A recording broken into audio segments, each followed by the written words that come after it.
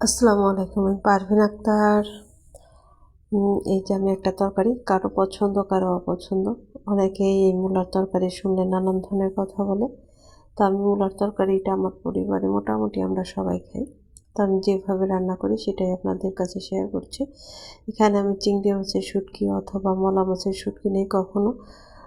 শুটকি ছাড়াও যে চিংড়ি মাছটা হয় তরকারি খাওয়ার এমনি চিংড়ি মাছ, সেটা দিয়ে আমি রান্না করি।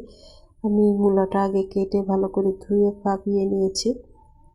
এরপরে আমি চিংড়ি মাছের শুটকিটা সব মশলা, যেমন অল্প অল্প করে সব মশলা দিয়েছি এবং সব মশলা দিয়ে কষিয়ে তারপরে চিংড়ি মাছের শুটকিটা আমি দিয়েছি। তবে রান্না করার আগে শুটকিটা আমি ভালো করে ধুয়ে নিয়েছি, আগে ভিজিয়ে রেখেছিলাম, তারপরে ধুয়ে নিয়েছি, কারণ এর মধ্যে কিন্তু অনেক বালি থাকে, তাহলে কিসকিস করবে তরকারিটা খেতে গেলে। তাই আমি প্রথমে ভালো করে ভিজিয়ে রেখে তারপরে আমি ধুয়েছি যেন বালিটা নিচে পড়ে যায়।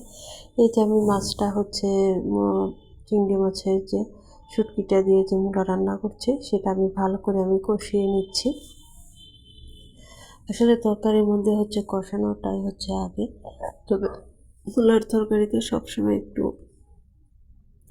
মশলা একটু কম দিতে হয়। তারপরে আমি যতটুকু পারছি চেষ্টা করছি কম দিয়ে রান্না করার জন্য। তো এই যে আমার তরকারিটা কিন্তু বেশ ভালো মতো আমি কষিয়ে নিচ্ছি যেন গন্ধ না লাগে কোনো মশলার বা মূলার। আর এইভাবে তরকারি রান্না করলে কিন্তু অনেক মজা লাগে। সবাই এইভাবে একবার ট্রাই করে দেখবে মূলার তরকারিটা, দেখবেন কতটা মজা।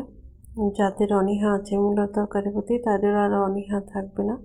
আমি তো পছন্দ করতাম না প্রথমে, কিন্তু এইভাবে মায়ের কাছ থেকে দেখার পরে আমিও রান্না করি এবং আমার রান্নাটা এখন বেশ সবাই পছন্দ করে এবং আমার পরিবারে মোটামুটি সবাই খায়। তরকারি কষানো শেষ হয়ে গেছে, এখন আমি হচ্ছে পরিমাণ মতো পানি দিয়ে নিলাম ঝোল দেওয়ার জন্য এবং সিদ্ধ করার জন্য। তো এখন আমি এটা এইভাবে আমি কিছুক্ষণ জ্বালিয়ে তারপরে আমি ঢেকে দেব। এই যে আমার তরকারিতে কিন্তু অলরেডি হচ্ছে বলক এসে গেছে, যেটা আমাদের ভাষায় বলক বলি, তো কার কোন ভাষায় কী বলে আমি জানি না। এখানে কিন্তু আমি মশলাটা আমি খুবই কম দিয়েছি, পাতলা তরকারির মতো, সেজন্য তরকারির ঝোলটা কিন্তু একটু পাতলা পাতলা দেখা যাচ্ছে, কারণ মূলার তরকারিতে তো আর আদা রসুন বাটা দেওয়া যাবে না। তো আমি এই যে রান্না করে ফেলছি। তো এখন ঢেকে দিলাম, আমি বলক আসার পরে আমি তরকারিটা আমি ঢেকে দিয়েছি। এই যে তরকারিটা কিন্তু আমার হচ্ছে শেষের দিকে। আমি কিন্তু খুবই একদম চবু চবু ঝোলও রাখবো না এবং একদম চচ্চড়িও করবো না, একটু হালকা পাতলা আমি ঝোল রেখে আমি নামাবো তরকারিটা। আমার তরকারিটা কিন্তু এখন রান্না হচ্ছে, শেষ হয়ে গেছে। এখন আমি তরকারিটা এখন নামিয়ে ফেলবো, কারণ এর চাইতে আর শুকালে দেখা যাবে বেশি একটা ভালো লাগবে না।